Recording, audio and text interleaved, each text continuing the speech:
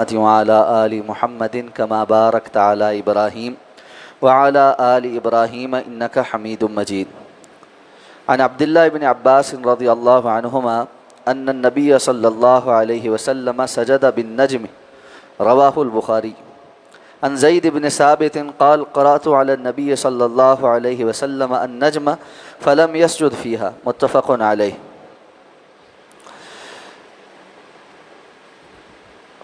وعن عمر رضی اللہ عنہ قال یا ایھا الناس انا نمر بالسجود فمن سجد فقد اصاب ومن لم يسجد فلا اثم عليه رواہ البخاری. وفیہ ان اللہ تعالی لم يفرض السجود الا ان نشاء.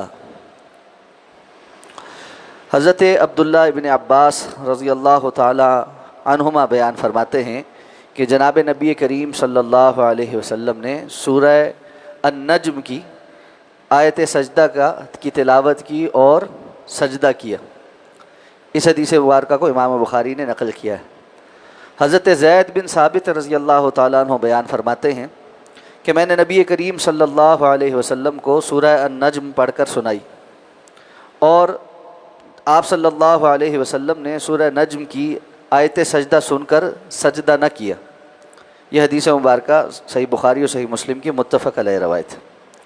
حضرت عمر رضی اللہ تعالیٰ عنہ فرماتے ہیں کہ لوگوں، ہم آیت سجود پر سے گزرتے ہیں تو بس جس نے سجدہ کیا تو اس نے درست کیا اور جس نے اس پر سجدہ نہ کیا تو اس پر کوئی گناہ نہیں ہے. اور امام بخاری نے اس کو روایت کیا اور اس میں ایک الفاظ یہ بھی ہیں کہ بے شک اللہ تعالیٰ نے ہم پر سجود کو فرض نہیں کیا، ہاں ہم چاہیں تو کر سکتے ہیں. یہ روایت موطا امام مالک کی. سجدہ تلاوت سے متعلق احادیث مبارکہ ذکر ہو رہی ہیں.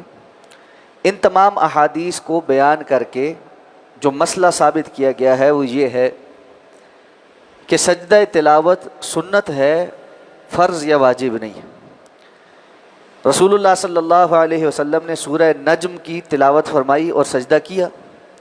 حضرت زید بن ثابت رضی اللہ تعالیٰ عنہ نے آپ کے سامنے سورہ النجم کی ہی تلاوت کی، خود بھی سجدہ نہیں کیا اور آپ صلی اللہ علیہ وسلم نے بھی سجدہ نہیں کیا.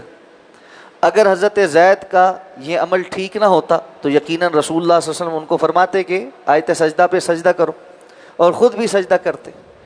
تو اس اعتبار سے سجدہ کرنا بھی درست ہے، اور اگر کسی نے نہیں کیا تو نہ کرنا بھی گناہ کا سبب نہیں ہے.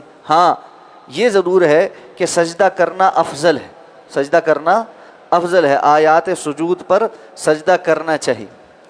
حضرت عمر رضی اللہ تعالیٰ عنہ کی جو روایت ہے کہ انہوں نے فرمایا ہم آیات سجود پر سے گزرتے ہیں، اللہ نے ان کو ہم پر فرض نہیں کیا، ہاں ہم چاہیں تو اس پر سجدہ کریں، اور سجدہ نہ کرنے والا گناہ گار نہیں.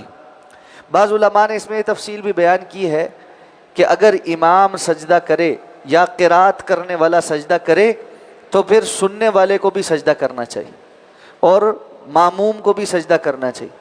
اگر امام سجدہ نہ کرے یا قرات کرنے والا سجدہ نہ کرے تو پھر سننے والے کو بھی سجدہ واجب نہیں یا سجدہ کرنا ضروری نہیں، وہ بھی سجدہ نہ کرے.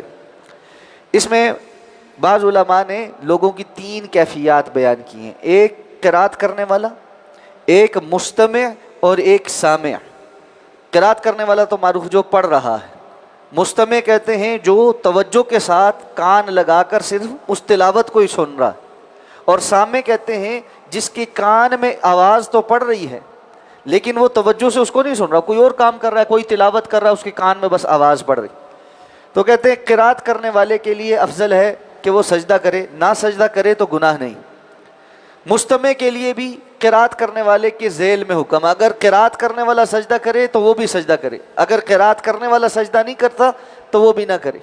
اور سامع پہ کچھ بھی نہیں ہے کیونکہ اس کی توجہ اصل میں تو کسی اور کام کی طرف ہے، وہ تو ویسے ہی آواز اس کے کان میں پڑ رہی، اس لیے اس پر سجدہ ہے ہی نہیں.